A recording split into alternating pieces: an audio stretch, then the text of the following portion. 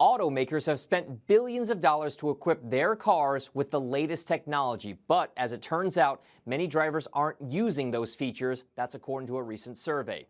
43% of surveyed said that they would never use in-vehicle concierge services.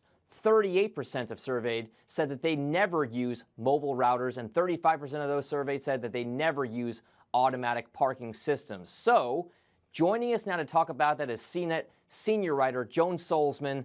Joan, this is interesting. This survey was conducted by J.D. Power and Associates, and it found that 20% of drivers aren't using the most technology and all these features in their cars. But automakers have been banking on all of these new tech features as being those popular items that are going to drive sales. So are you surprised at all by the findings that we're not actually using any of this cool tech? Well, there's a classic saying in advertising that applies perfectly for the automakers in this situation, and that's, I know that half of my money is wasted in advertising, I just don't know which half. Automakers are in the exact same position. They know they need to have cutting-edge technology in their cars to be appealing to drivers and to future car owners. They just don't know which of that technology is actually going to be what drives people.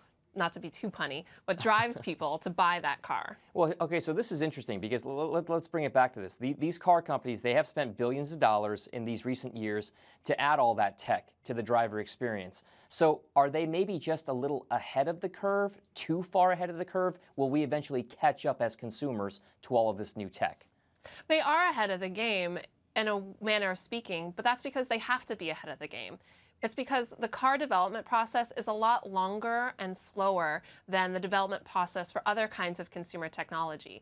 Think about your smartphone. You get your smartphone and in about a year you already feel that itch to get a new one. When you buy a car, you don't feel the same way. So automakers are in the position where they have to insert technology into their vehicles that is appropriate for people 3 years down the line, 5 years down the line.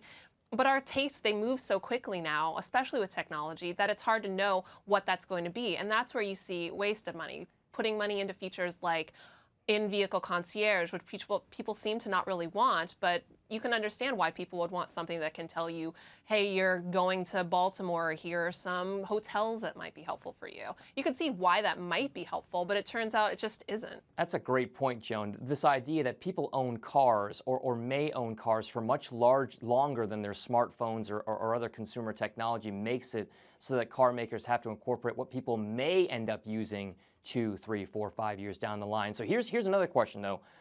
Autonomous vehicles, right? We've been talking all about these self-driving cars. Are these autonomous makers, right, and these autonomous vehicles and everybody else who's dealing with technology, are they out of touch with consumers, especially considering that millennial car buyers may be just glued to their existing mobile devices and everything else? I mean, are we putting too much effort into the auto industry and technology? Oh, I don't think so at all. I think when we're considering something like a self-driving car, that's a kind of technology that's very different than the stuff that J.D. Power was looking at. That researcher was looking at things that are sort of incremental technological add-ons to a vehicle. Whereas with a self-driving car, that's a complete and total revolution of what the car driving experience is. I would compare it to the change from a box-like TV to a flat-screen TV.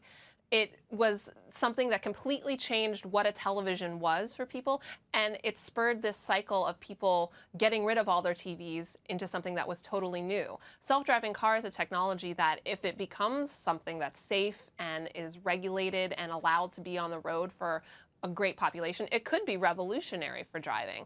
And so that's a place where it is essential for people to be investing in technology. It's just a different kind of technology with a different kind of impact than the technology we're talking about with the research that J.D. Power did. There's no doubt, Joan, that this kind of technology, whether it's a game changer like autonomous vehicles or the incremental changes, is going to be a big discussion for a lot of these automakers for years to come, Joan. Thank you so much for joining us, and thanks for watching. That was Joan Solzman over at CNET. I'm Dominic Chu. Have a great day.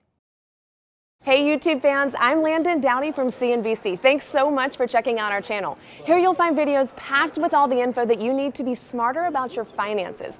Be sure and subscribe by clicking right here, and click on all the videos around me to see CNBC's original series Young Money, Tech Bet, Kramer's Mad Money, and all the latest from CNBC.